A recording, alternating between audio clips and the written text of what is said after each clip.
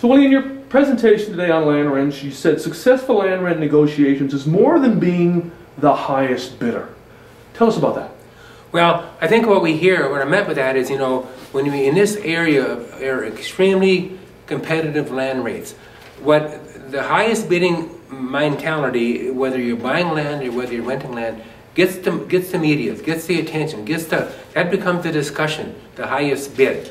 But what I meant by that is that when you really get into any kind of a developing relationship between the parties, it's much more than being the highest bidder. A lot of factors that come into play that are very important in relationships beyond being the highest bidder. Now you talked about 5 key things that operators should think about when they're in a competitive situation. Yes. Number 1 was, what is my competitive advantage? Yes. What I mean by that is, I think what operators should think through is, how can I compete with this? If I can pay the highest bid, what are my qualities, my attributes, how I manage, what are the skill sets that I have in my operation that be very competitive to others who are competing for the same tract of land? I think it's very good for people to think about that. I think especially in the area of how those competitiveness relates to things like stewardship, like dependability, like credibility. What makes you a good manager of that land asset over the long haul? What are those attributes? I think it's important for people to think about that. Secondly, you talked about, as an operator, are you adequately, conveying those advantages to landowners? That's right. By that I mean, sometimes I think when you get into a cash rental negotiation or whatever, sometimes all the people focus on is the highest bid, the highest dollar.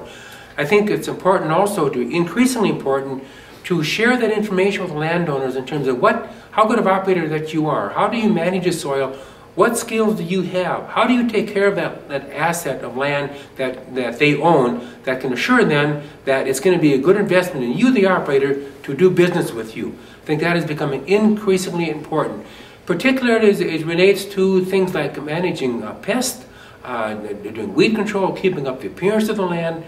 What do you do to mitigate erosion, risk? Those things are becoming increasingly important to convey that to the landowner. Further, I think it's important that the landowner views you as not so much just an operator, but as a partner in their business. You're developing a partner relationship. They own the assets, you manage it for them. I think it's critically important that land operators convey that information, convey their skill set to the owners, that they know more about what they're getting besides simply the dollar rent value. You also talked about, special needs or priorities that the landlord might have for that land. Yes. Yes, we also find out is that when landowners, and particularly as land transfers from one generation to another one, there's a lot of particular interests and concerns that the landowners have above and beyond the dollar value for the rent. Things like stewardship, things like cleaning out ditch banks, things like cutting weeds, things like making sure a pesticide spill contamination does not happen on that land. Think like the appearance of the asset. Those things are becoming increasingly important as well, and those things typically change in priority as land ownership changes, particularly as land gets transferred from one generation to another one.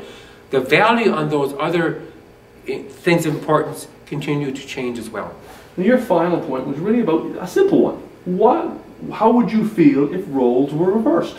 That's right. I think, in order for any land rental negotiation to be satisfactory, it's got to make both parties happy. It has to be a win-win situation. It simply must be. So I think it's important as an operator to think about, if you were on the side of that, if you were the owner, is that a fair rate of return on that investment? We know that land prices are skyrocketing.